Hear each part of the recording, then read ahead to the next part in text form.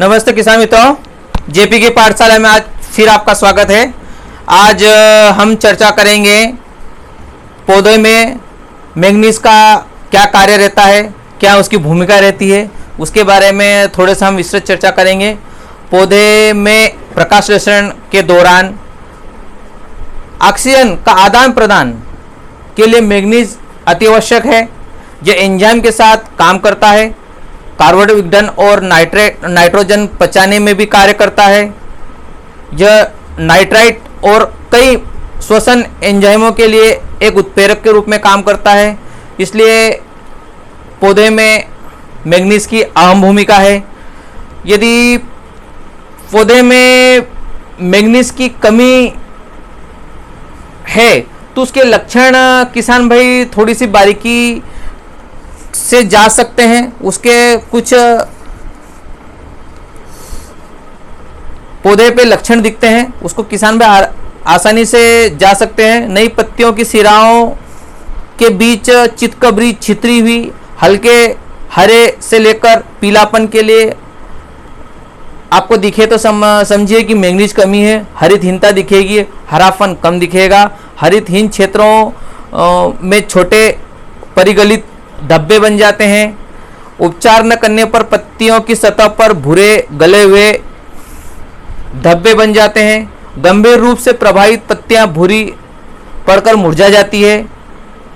इसलिए किसान भाई छोटी छोटी बातों के द्वारा पौधे में मैंगनीज की कमी है ये आसानी से जान सकते हैं। अब उसके विकल्प के लिए बात की जाए कि मैंगनीज की कमी को दूर कैसे किया जाए, तो उसके हम आपको हमेशा ही दो विकल्प बताते हैं, एक जैविक एक रासायनिक। पहले हम बात करेंगे जैविक की। तो जैविक की बात की जाए, पोषक तत्व और मिट्टी की पीएच अति आवश्यक है। पीएच मान मेंटेन करना आवश्यक है। यदि पीएच मिट्टी का अच्छा रहा तो मैंगनीज की कमी नहीं होगी।